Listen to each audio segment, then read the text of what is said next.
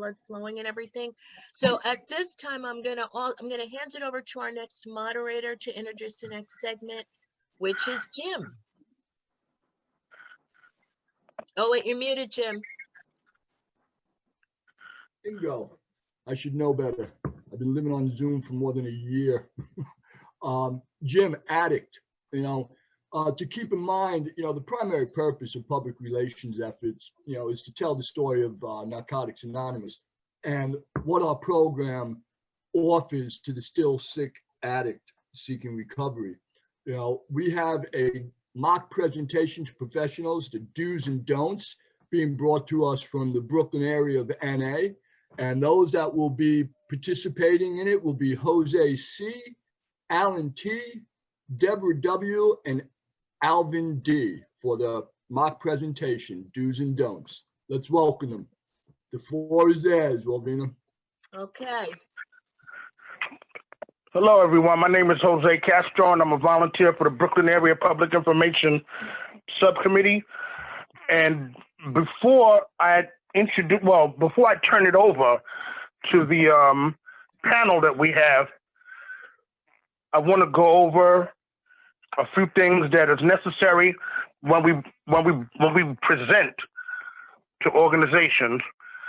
And one of the first things we want to do is be to the presentation site 15 to 20 minutes ahead of the presentation time, so we can strategize and go over who's going to say what, when, and where. And we want to make sure that we're dressed appropriately. This is a fellowship of men and women, and as men and women, we want to dress appropriately for this presentation. It's not, we're not going to Studio 54.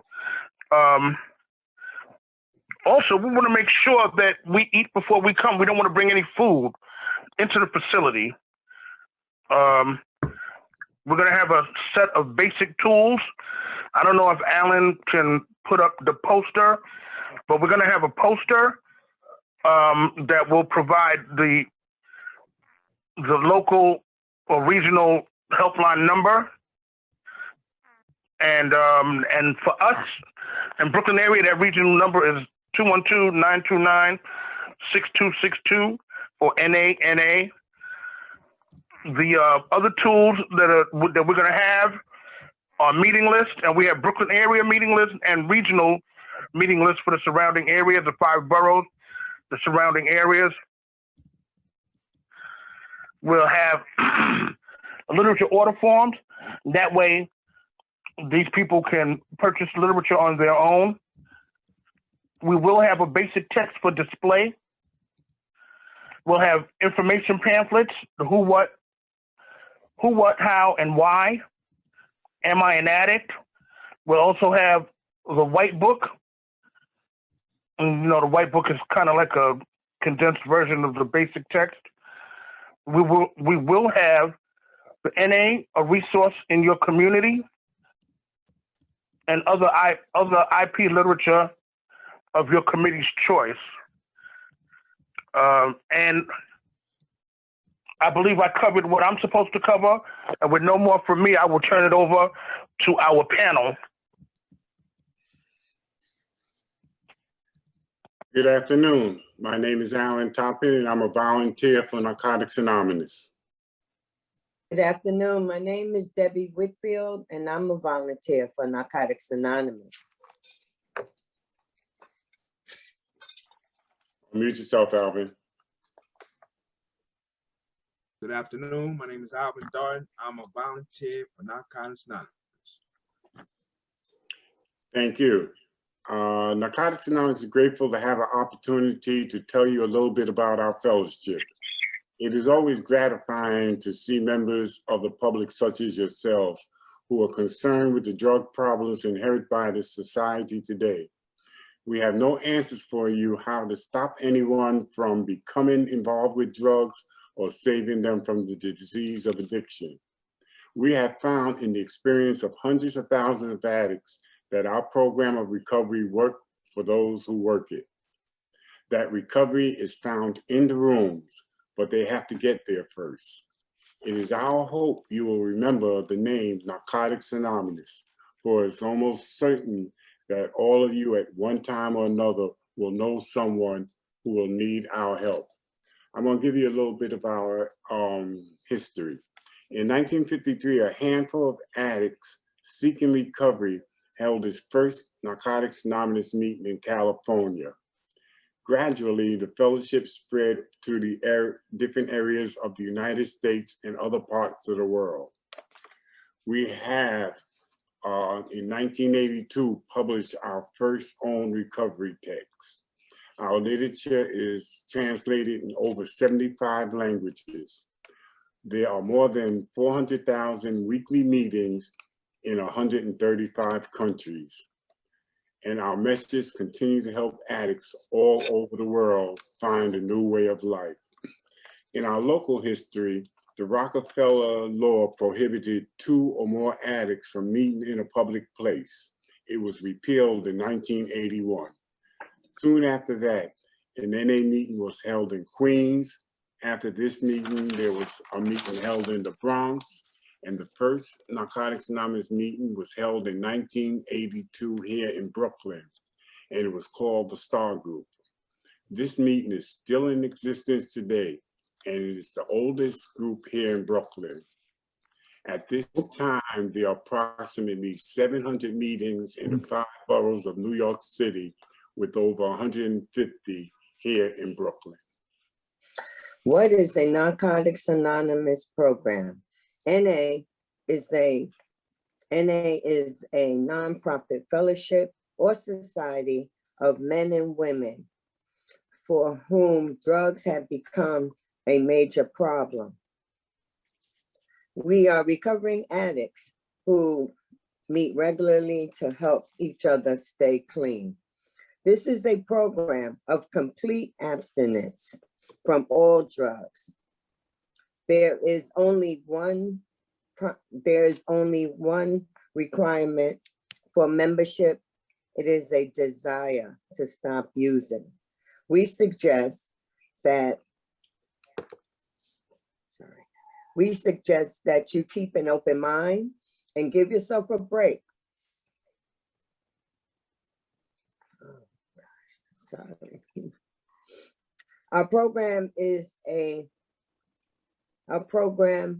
of principles that are written so simply that anyone can follow them in their daily lives. The most important thing is that they work. There are no strings attached to NA. We are not affiliated with any other organizations. We have no pledges to sign, no promises to fill, no initiation fees or dues. We are under no surveillance and under no religion, and are not affiliated with any religion or political organization. We are not under any surveillance at any time. Anyone may join us, regardless of age, race, sexual identity, creed, religion, or lack of religion. We are not interested in what or how much you have used and who your connections were. What you have and what you have in the past, how much or how little. How much or how little, you know, is only, we only want to help. The newcomer is the most important person in any meeting because they can only keep what we have by giving it away. Those who keep, we find through our experience that those who keep coming to meetings regularly stay clean. The word Narcotics Anonymous does not refer to any particular drug or any group of drugs. Very simply, it is any mind or mood altering chemical It makes no difference whether it is smoked, drank, injected. The only requirement for membership, as our basic text states, is a desire to stop using. Who is an addict? Most of us do not think twice about this question. We know our whole life and thinking was centered in drugs in one form or another, to getting and using and finding ways it means to get more. We live to use and we use to live. It's very simple. An addict is a man or woman whose life is controlled by drugs. We are people in the grip of a continuing and progressive illness. So ends are always the same. Jails, institutions, and deaths. Disease of addiction can also be described as being compulsive. Once we put any more altered chemical in our body, we can't stop. Also self-centered. Like once we put this drug in our body, all we thinking about is what we want to do. Also, it can be described as having obsessive behavior. Like once the drug is in our body, that's all we think about. Also, disease of addiction is more than just the drugs we use. Also have some type of symptoms. Some of the symptoms are isolation, unmanageability, and inability to cope with daily living and denial. The duration of drug use, meaning how much you use. Some people use for a short period of time. Some people have used for a long period of time. That does not determine if you are addicted or not. That's up to the person to determine. Two of the major symptoms that we actually identify are denial and isolation, which tend to keep us in active addiction. The group meets regularly at a specific time and place and follows the 12 steps, the 12 traditions and concepts. They have no affiliation with outside facility and decline outside contributions. They are totally self-supporting.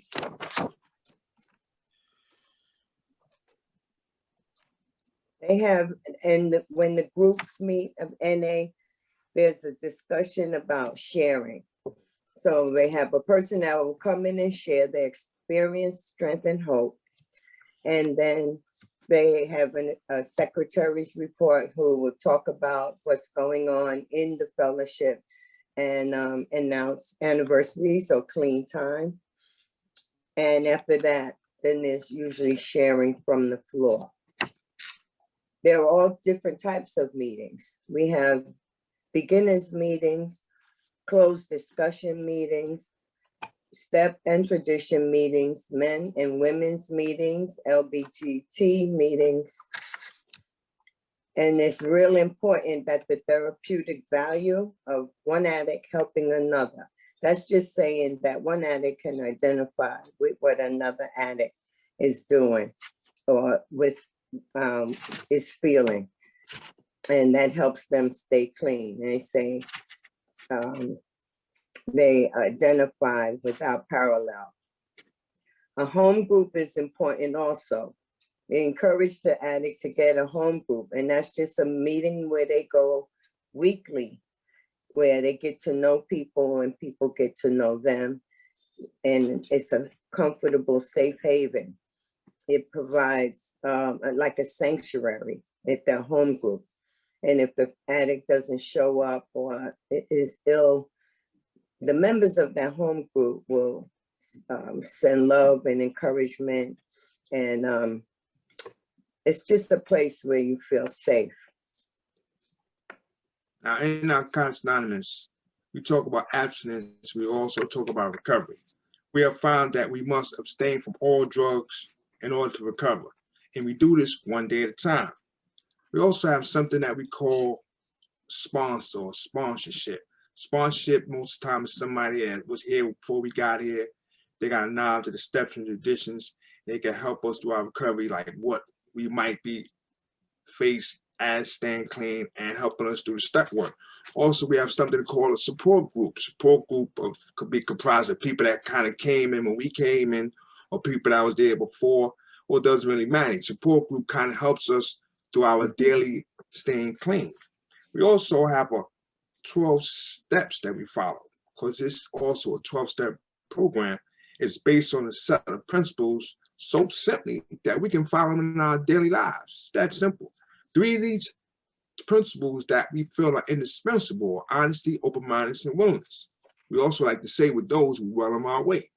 Now, the progression of recovery is also and always up to the individual, meaning it's up to the person or individual if they want to be abstinent or if they want to recover. It's up to them. You can do it at your own rate. Also, we got something that talks about spirituality, the steps in spirituality, right? NA is not a religious organization, but at the same time, we are never in conflict with anybody's religious beliefs. So if you have a religious belief that you have coming here, it's okay. And if you don't, that's okay too. This is a spiritual program, not a religious program. We encourage addicts to seek an outside spiritual belief and a power greater than themselves. So in other words, we do kind of want to inspire you to find a power greater than yourself, not religious, power greater than yourself. Some of the spiritual beliefs of the steps are honesty, finding hope, coming to a better understanding of ourselves, changing some of our old behavior patterns. We also learn to treat others well and then do the right thing. Through the spiritual beliefs of the steps, we gradually become the people that we always wanted to be. When the addict gets clean, they realize that they develop new interests.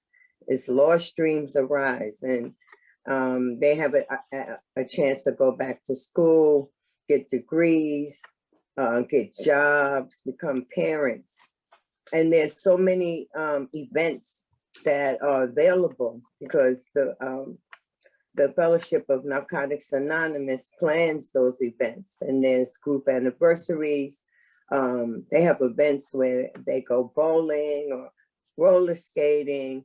You know, there's so many things that the addict has stopped doing, and they can start doing those things now once they get clean. And it also talks about doing service, and the saying is that you can't keep what we have unless we give it away. And doing selfless service is esteemable. There are different categories, wherever the addict feel comfortable, because you can become a chairperson, and that's a person who opens the meeting and sets it up and gets the speaker. Secretary, and who gives the secretary report, like I said earlier, will read some anniversaries and other events, and probably announce clean time also. They have hospitality, and that's the person, the member who comes in and makes the coffee, sets up the hospitality, puts out the cookies or the donuts. I know when I came around 25 years ago, there was a greeter at the door who gave hugs, and that was one of the best things coming into a meeting, is someone to say, you know, welcome to Narcotics Anonymous. Then there's subcommittees, like this one in particular, which is public information, my favorite. And there's literature review that we have in Brooklyn that works in with NARS on the new literature that comes out. They have hospitals and institutions, which I heard about earlier today, HNI going into the facilities where people can't come out to make meetings. So we bring the message of recovery inside. Then each year there are regional conventions, and Brooklyn has their convention. Brooklyn has their own convention every 2 years, except in the midst of a pandemic. But that's where you get to meet people from all over and celebrate, celebrate the recovery, the new life that you have. There are international conventions, wonderful. You meet people from all over the world. And one of the things that I enjoy particularly is that they would have the unity from different parts of the world, and people from different countries will call in and talk about their recovery and their clean time. And they also did it from prisons.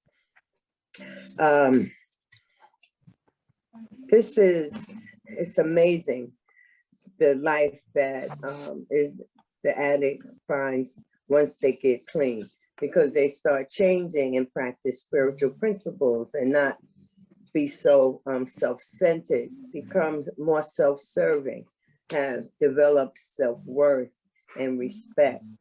And they gain respect for other people too. There was a freedom from self-obsession, which is one of our character defects, the core of our disease. And so not only is this new way of life better than the hell that we've lived, it is better than any life that we have ever known. We see it working in our own lives, and we see it working in the lives of others.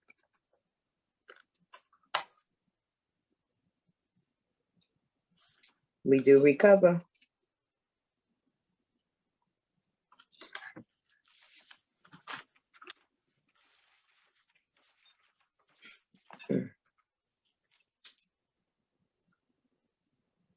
We have Jose to we do recover.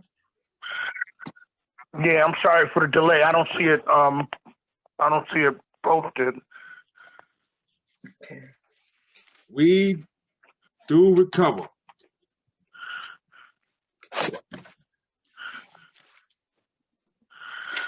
Oh man, I don't have it. Okay, All Alan. right, hold on. I got it. Here we go. When at Okay. the end of the road that we find that we can no longer function as human beings, either with or without drugs, we all face the same dilemma. What is there left to do?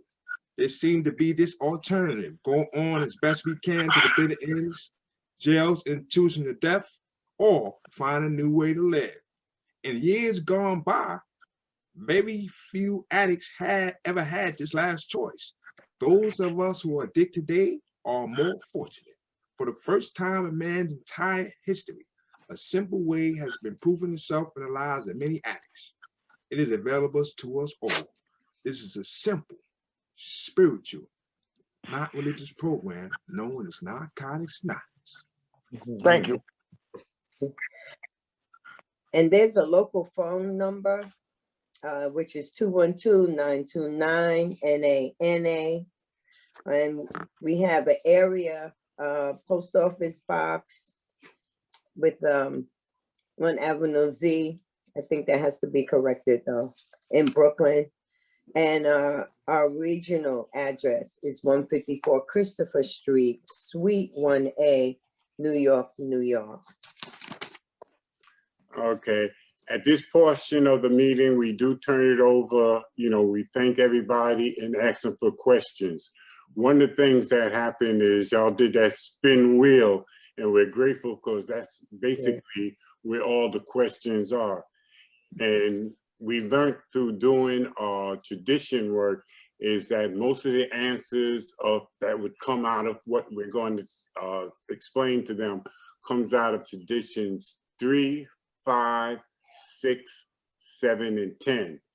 And 11th is our regular 11th tradition.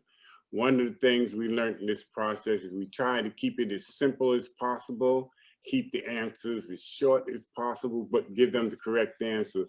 Because if we go beyond the scope of what the answer really is, we're going to find ourselves answering more questions than we need to be needed to be answered. So we try to keep them as short as possible. I want to thank Jim for when he introduced us, letting us know it's called Keep It Simple.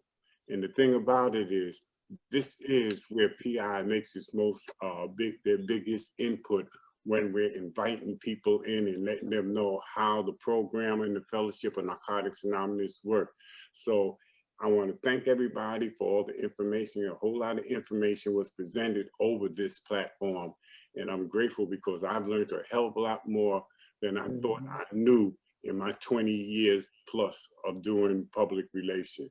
So I want to thank everybody. I want to thank the people on this panel, and I'll turn it back over to Alvina or whoever. And well, this is Jim, Addict. You know, we do have a little bit of time left for this segment of the presentation. And I was just wondering, as long as it's all right with the host and Walvina gives a thumbs up to this, that even though we had spin the wheel, that there be a little bit of a Q&A, the opportunity for all of us to either ask a question or share some experience, strength, and hope, because we all know, no matter what, the experience and strength and hope that we're talking about is gained over time.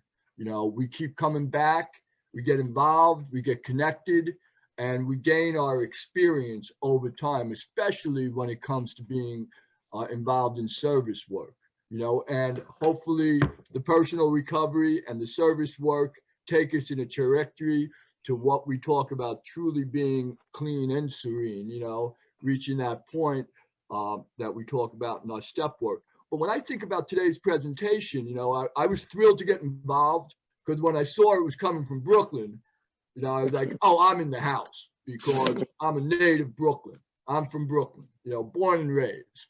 Right. I'm just a transplant up here in Western New York. So, you know, what I'd like to ask anybody. Oh, he said where, Jim? He said where? Where? Oh, the Midwood District around Brooklyn College. Okay. Okay. Anyhow, what I'd like to ask anybody here, you know, we talk about the do's and the don'ts. You know, we got a good PR basic handle on the do's, especially when we're telling people inside the fellowship and outside the fellowship what it is we do, who we are, and how we can be found. It's the manner in which we deliver that information. Can we address some of the some of the don'ts, so that we don't contribute to that negative image that we're trying to neutralize within our communities? Just some of the don'ts. Any suggestions to like what to avoid? Well, my name is Outcome Covered Addict. One of the biggest things for me when I came to PI, y'all had got me clean, so I had a couple of trinkets. In other words, I had a couple of gold rings and had a couple of chains I could put on. So when I came to this presentation, I wanted to show them how much, not that I'm a materialistic person, but it was like I wanted to show them, like, listen, you can get these things too. And some of the more experienced members politely let me know, okay, Albert, that's nice, but we need you to put that chain away. We need you to take those rings off. We need to, and I believe me, Jim, I was like, what are they talking about? But because of, you said personal recovery, because of open-mindedness, they let me know, listen, when we go to presentation, we don't want the focus to be diverted from anything else, but we here to help somebody come here and you can stop using drugs, lose the desire to use drugs, and find a new way to live. So that was one of the don'ts that I learned early, to don't do that. So that was one of them. And to come dressed appropriate and presentable. Hi, this is Debbie, an addict in recovery. Also, we never go to a presentation alone. We meet up outside, or, you know, prior to the presentation to decide, you know, to bring everything together. But if one of the members, or if they cannot attend that presentation, we would have to postpone it. We don't go into any facility alone. And for the women, like Al was talking about the jewelry, you know, of course, we don't want guys that have pants sagging down and hats on backwards. Women should not wear halter tops and have their breasts out, mini skirts. It's like they say, dress appropriately. You don't have to dress like you go into an interview, but at least be covered up and look presentable. Jose Addict. Also, as panel members, we don't want to debate in front of our audience. If we got any issues to hash out, we need to hash them out before we go into the presentation. That way we don't put on a show for our audience. One of the biggest, Alan Addict, one of the biggest things I learned in this process is never give unrealistic expectations. We give them the exactly what Narcotics Anonymous is about and move on. Don't try to build it up. Don't try to tell our own story. We share exactly what Narcotics Anonymous is all about and how we can help. Anti-addict. One of the issues we had here was I was a big believer if you had a lot of sleeve tattoos that we should be covered. Well, one of our gals showed up when we were doing a police department, and the cops loved her tattoos. They were like up holding her arms, looking at all her tats. So I am really old school. I believe you should dress like you're, completely a professional because you're presenting to professionals. But I find that our younger members don't have the same dress code that Values. I think is appropriate. So you got to be flexible. Now, that's a really good point, Nancy. We did a Mhm. presentation here in New York City, and one of our members had purple hair, like purple hair streaks, and then she was actually really angry that one of our presenters, she didn't feel they were business casual enough, ironically. But yeah, you're right. Go ahead, Sam. I was going to add, I mean, I think again, it's like, how do we apply these spiritual principles in our own lives to this area? In other words, we have all these rooms that we can go to and literally find some of the people that we might be presenting to, whether it be a doctor's group or a community organization.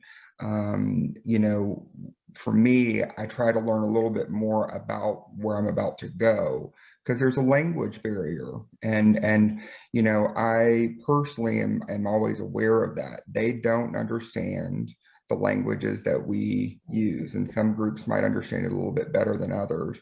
And I think that that's one of the things that's always helped me, whether it's presenting to an LGBT group, a doctor's group, or a mental health facility, kind of learning a little bit more about their members and what pieces of our program might be, most important to them. The presentation and myself are always going to remain the same, like our spiritual principles, but really trying to learn a little bit more about what they're looking for, and gaining that awareness and education has always been very helpful for me. Yeah, Thanks, and Mhm. go ahead, Jim. Rovina. I was just going to say this presentation format was extremely challenging for Brooklyn area. I've been to many of the learning days that they've done, and attempting to do a mock presentation virtually when you don't have like contiguous squares happening. I want to just give them a big shout out for that. And also the idea that there are a bunch of new PR people on this platform. And I think one of the difficult challenges of presenting to professionals, and actually most members would be surprised to know that we actually do read the readings from our meetings in the presentations. Like if people weren't clear that that's what we read to professionals, that's absolutely what we read, because it's our message and not embellishing on that.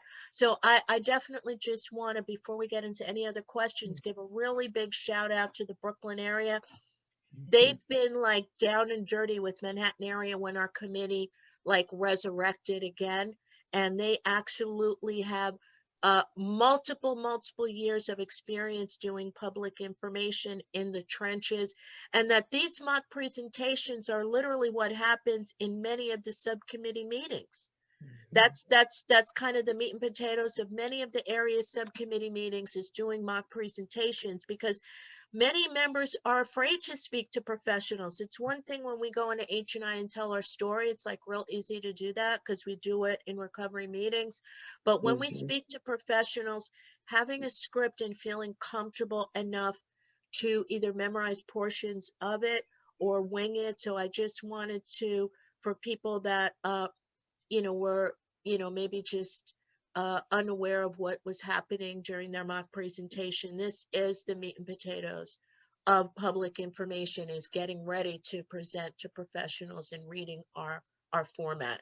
So we have like maybe 6 more minutes. If there's any new people on the call, I want to acknowledge any new public information subcommittee chairs right now. If you guys want to raise your hand, because we have support for you.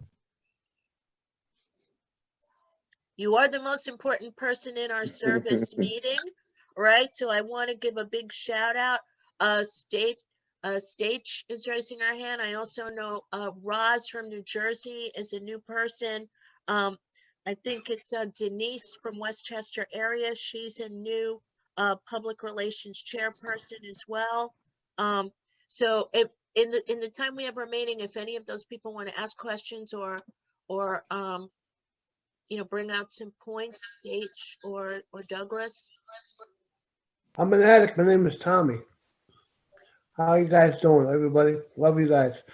I was the public relations in the forest area of Narcotics Anonymous, and I was building up a members.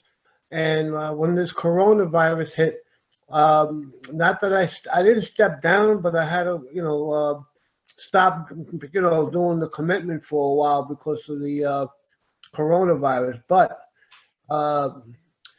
I have a lot of experience because I was a member of the Brooklyn Area Public Information when I was in New York, and they gave me a lot of insight or input. And what happens is that I took my commitment out here, and public relations is a little different than public information. But now I have to realize that we don't go into a presentation or do a mock.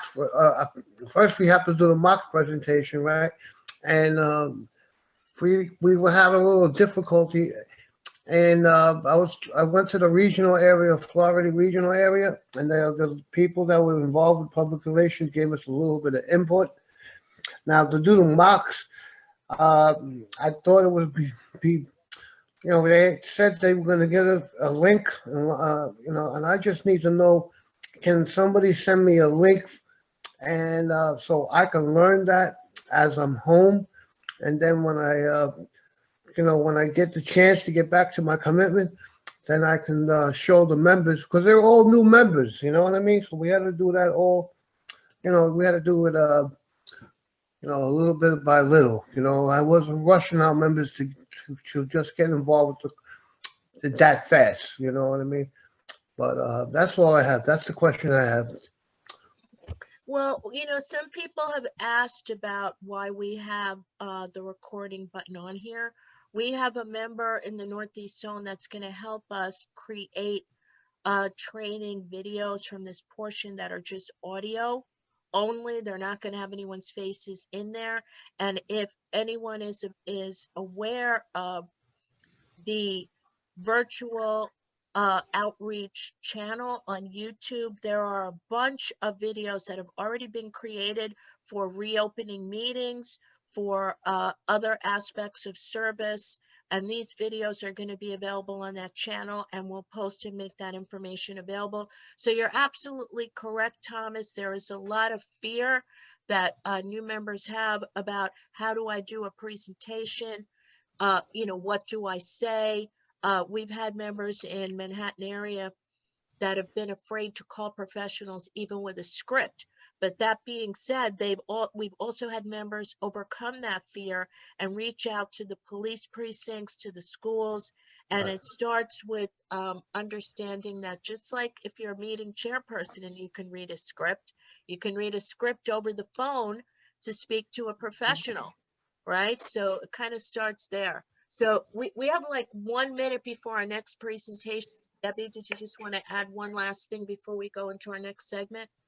Yes, one last thing. Brooklyn area has done quite a few school presentations, and those are handled and done differently when you're addressing young adults or kids. So I just wanted to say that our format is different when we talk to the kids. And Gary would know more about it, because I haven't done one yet, but he's done quite a few. Thank you so much, Debbie. So